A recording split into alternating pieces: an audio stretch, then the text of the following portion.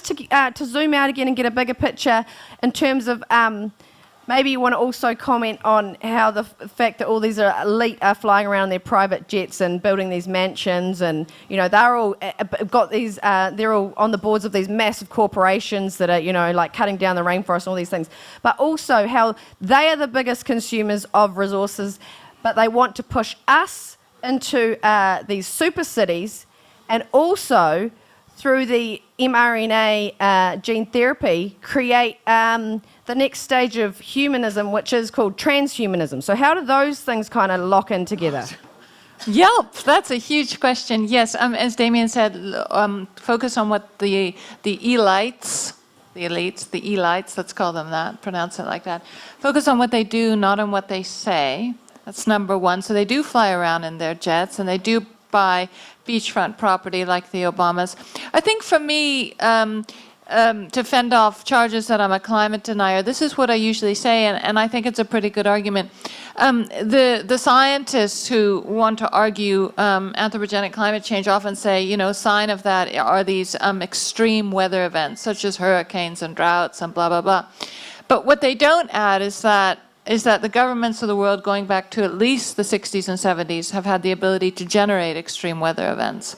Mm-hmm. Now this cannot be disputed. There's very good and hard evidence coming out of those decades that the governments of the world can produce droughts, they can produce hurricanes, and the increasing incidence of these extreme weather events are then cited by corrupt scientists and non-corrupt scientists as evidence of the climate change they're trying to propagate.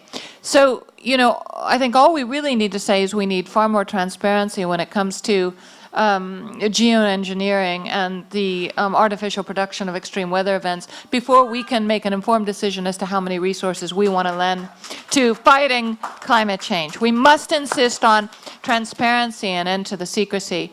As for transhumanism and the AI agenda, that's being pushed across many fronts. It's demonic, it's Luciferian, it's Satanistic, whatever you want to say. It's being pushed through the vaccines. It's also being pushed through the radical transgender ideology. To desex a human they must try to confusing our sexuality is a way to desex us. It has, for them, the ancillary benefit of reducing our population.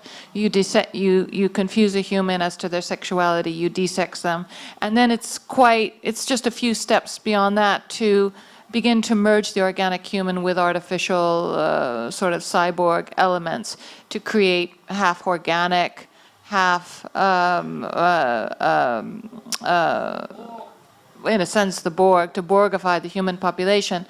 So the transhuman project, the transhuman op, is being pursued via different vectors.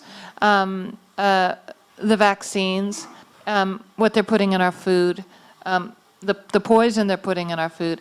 As Catherine Austin Fitts in the United States says, they're poisoning us in many different ways, and it is to render us non-organic in nature or transhumanist, and we really need to be on guard against that. So many things to be on guard against, and this again is a reason not to hate your fellow man, but not to trust them either.